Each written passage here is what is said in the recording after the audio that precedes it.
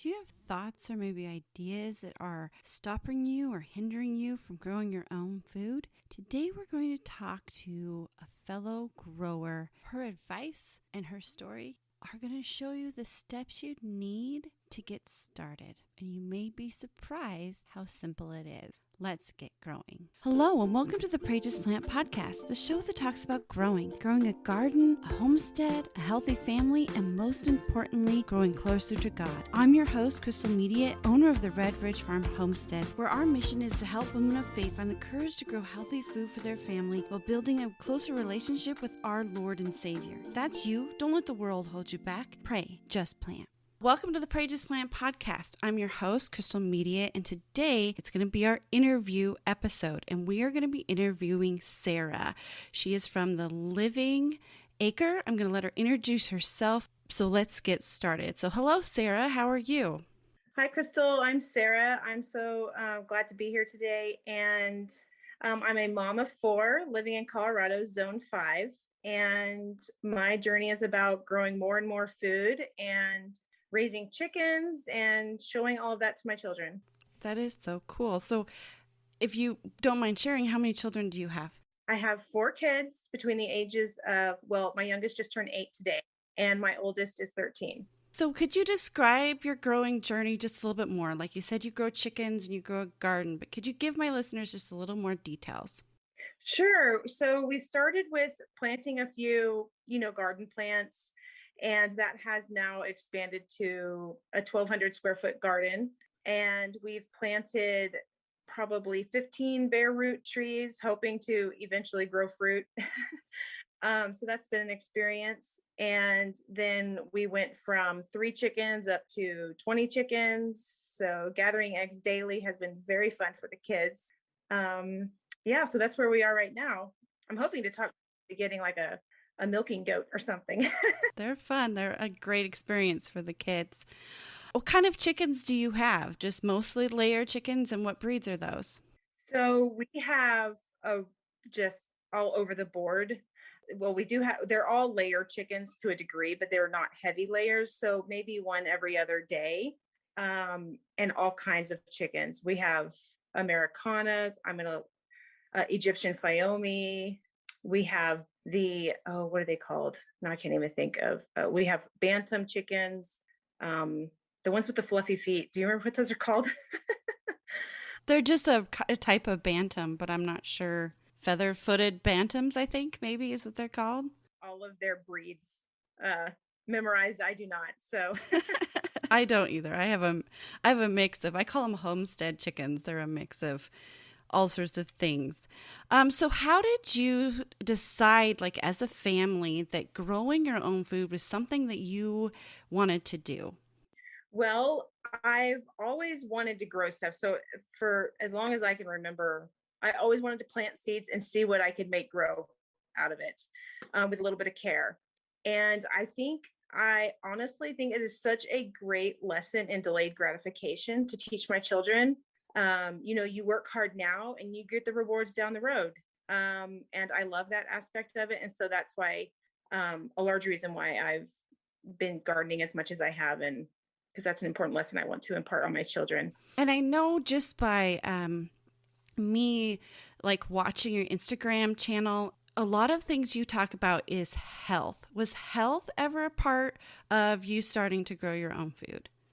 Yes, absolutely. So I have one of my kids is severely allergic to many things, including foods, and reading the labels at the stores gets pretty exhausting. And you have to do a lot of reading between the lines and interpreting. And so I think a lot of things I just wanted to be able to grow some food that I knew my son could just run outside and go eat, like carrots, for example. That's his favorite. He grows his carrots, he runs out there, and he knows he's not going to have any reactions to them. So yeah, I think just getting back to the root of where food comes from, because once I started reading labels, I realized that some food is not actually food. It's not coming from the ground or from animal. And that really got me spurred into growing more and more food as well. So how did you start? Did you always, like, this was going to be your idea? You I'm just going to go out in my backyard and start growing a garden. But how did you really start? I mean, what was your ideas for starting? So basically, I had my husband till a space and I bought a few packages of seeds and I literally just put them in the ground and hoped for the best. And honestly, it was a big flop because I didn't water it. So I just started honestly with a seed. You got to have a seed and you got to have healthy soil. And even then, I didn't go testing the soil. So it's not like you have to go get all these testing kits. I just got a few different types of seeds and planted them and hoped for the best. So, and I kept trying. You have to keep trying. Yeah, that is great advice. So walk me through it like a typical day for you in peak season when you're growing. Okay, sure. So my husband helped me install a drip system that we finally set up this last year, which has been huge in the production for our garden. And so I don't have to water daily anymore. That was my biggest hang up, uh, having a producing garden. So now daily, I go out in the morning and I just look at the plants, honestly, as more of like just a wake up therapy.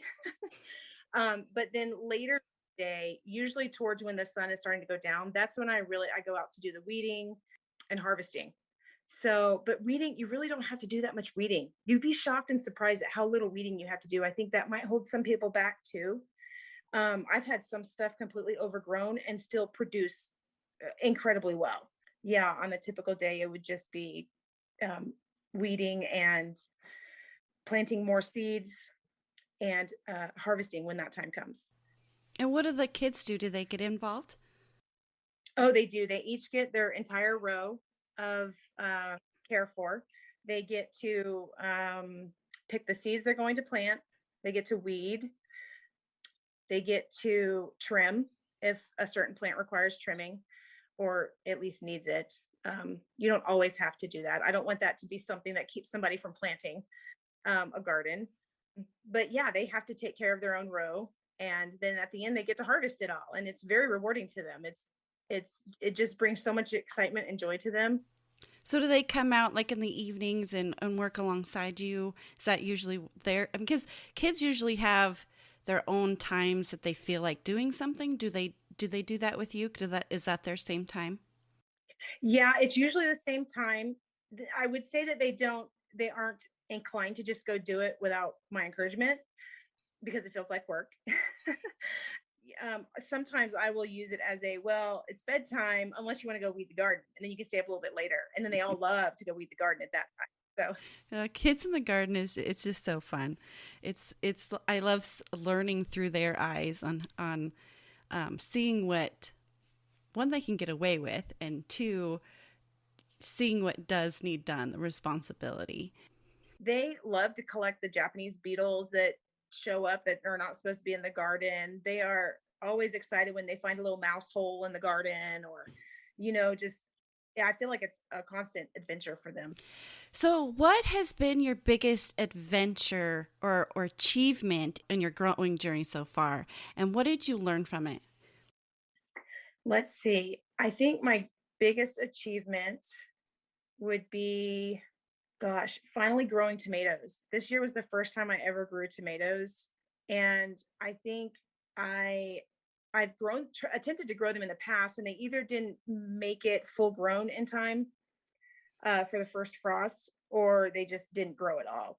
So this time I planted 30 tomato plants, and I thought if I plant 31, it's going to work.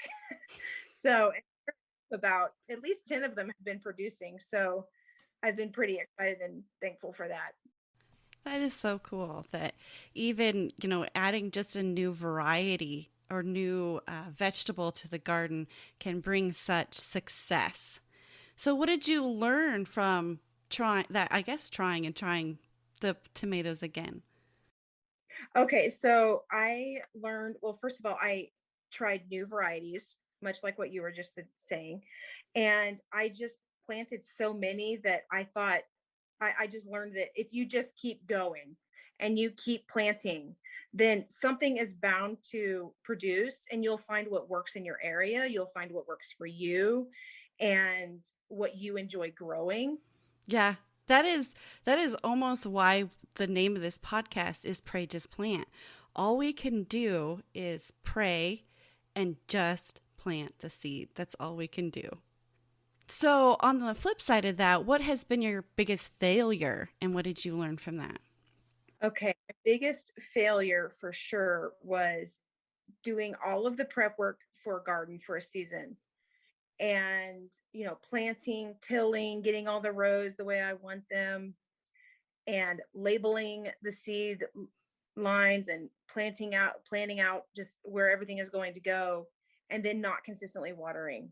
That has been my biggest failure in learning how important water is. And it doesn't even necessarily have to be a lot of water, but it does have to be frequent. I think that's been my biggest failure. I had a complete flop, like no production at all because of lack of water one year. This is going to be a little more in-depth question, but as a grower and as, a podcast host and a blog writer, a lot of the people that I talk about, a lot of the women I talk to say their number one reason for not getting started on their growing journey is fear.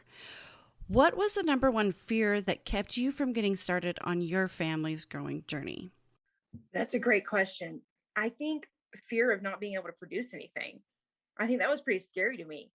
You put on this hard work and then you just fall flat on your face, which I have done, just in that example of not watering enough.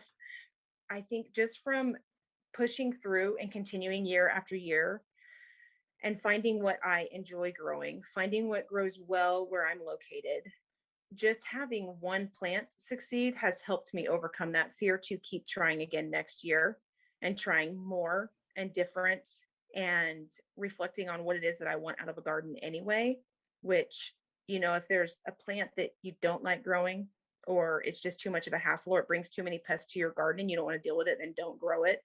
Grow something that's fun to you. And if that's like flowers, even just start growing flowers. I think that would be mine. I think along with that same topic there, what would be some advice that you would give to other women, other growers that want to do this? They want to grow their own food, just maybe simply a garden or even a jar of tomatoes on their counter. They just want to get started. What advice would you give them? I would say pick one thing. Pick the one thing that excites you the most, the one thing that would feel most rewarding, and take the first step to do it. If it's, having your own eggs from your backyard to eat that morning, then get, I don't know, 3 chickens. You can manage 3 chickens. I mean, if you can manage a dog or something, you can manage 3 chickens. Or if it's a garden, then, buy 1 pack of seeds from your local gardening store because, it will usually be appropriate for your zone. And just get a couple of cups and put some soil in it, either from the store, like potting soil, or from your own ground, and just plant your seeds and water it daily. It's just getting started. That's my advice. Yeah, and that's great advice to just start and just plant the seed. That's pretty much a lot of the questions that I have for you. But how can we learn more about you? How can my followers learn more about you and maybe support you? Like in a business that you might do, because I know as gardeners and homesteaders, we always have this side hustle of trying to help us grow healthy food. Sure, thank you. So you can find me on Instagram at Living Acre, where I share a variety of things, topics on gardening and supplements, and health, things that I've had to implement with my family regarding health. And I do have a link within my Instagram for different products that I support, promote, and benefit from people purchasing from or through my link. So you can find me there. Okay, well, thank you so much for joining us here at the Pray Just Plant podcast.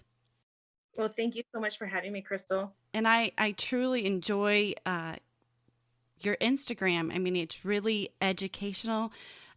Before we got started, I told you how much it really has helped my family grow.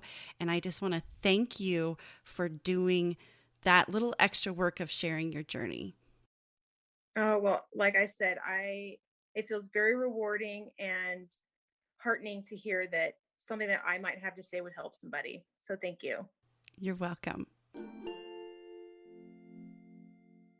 I want to thank Sarah from The Living Acre for joining us today. And I want to thank you for joining me as well and listening all the way to the end. And if this is your first time here at the Pray Just Plant podcast, I want to welcome you. I want to welcome you to the Red Ridge Farm family of fellow growers. And if there's anything I can help you with, please don't hesitate to ask. You can find free resources, a way to contact me at my website, www.redridgefarm.org. And as always, don't let the world hold you back. Pray, just plant.